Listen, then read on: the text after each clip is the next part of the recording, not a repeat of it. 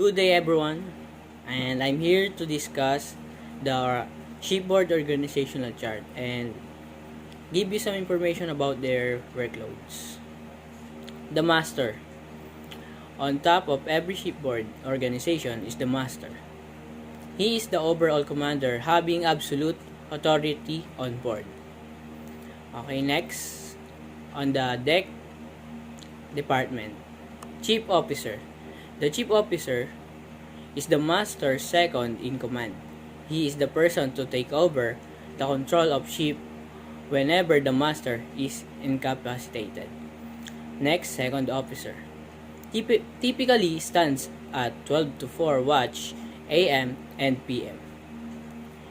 And the second officer is also called the navigational officer. From what we see on the organizational chart, he is the rank below the chief mate and just above the third officer. Next, third officer. A third mate watch is from 8 to 12 AM to PM. He is usually safety officer on board. Deck ratings, bosun. The bosun is the head of the unlicensed deck department with direct supervision from the chief officer. His main duty is to keep good maintenance of the ship's hull. Deck ratings, able-bodied seamen. The ABs are usually the ones steering the vessel. During pilotage, they are either watchkeepers or day workers. As watchkeepers, they are partnered with the deck officers respectively. Next, ordinary seaman or OS. An ordinary seaman is an entry-level rank in the deck department. His duty is very much like the able seaman. However, he requires much supervision, especially the new ones. Next, deck cadet. On deck cadet, on some shipboard organization, the deck cadets is positioned just before the third officer. However, some organizational chart place him at the bottom of every either in deck department. Deck officers. Chief engineer. The head of shipboard engineering department is the chief engineer.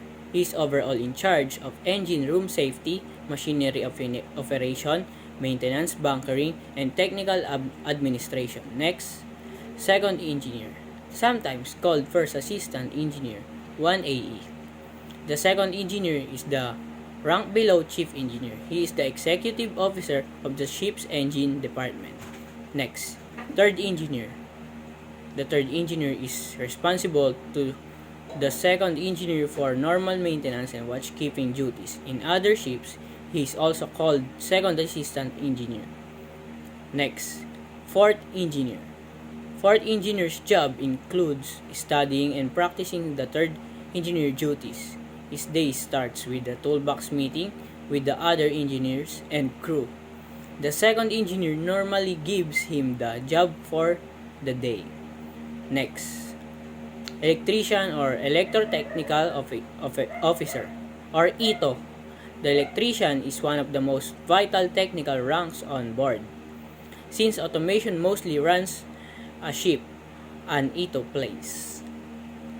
Next, engine department. Engine ratings. Motorman or oiler. A motorman or oiler's job includes inspection and maintenance of pumps, motor, turbines, and condensers on board. His care for this equipment involves greasing, lubricating, derusting, and painting if necessary. Next, wiper. The wiper is the ordinary seaman's counterpart in the engine room. His job mainly supports those ranks above him. Next, engine cadet. Like the deck cadet, an engine cadet's duty is mainly to learn the different jobs in the engine department. The second engineer normally supervises his training on scheme. Next,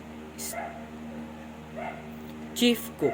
Some ships employ only a chief cook, steward, or chief cook, but the same person performs both the job of the cook and steward. This scheme is usually part of the coast-cutting strategy, especially on merchant ships where the crew is only small. And last, messman. While the officers and engineers are busy with their work, the messman is the guy in charge of cleaning their cabins. And that's all. Thank you. Hope you learn a lot.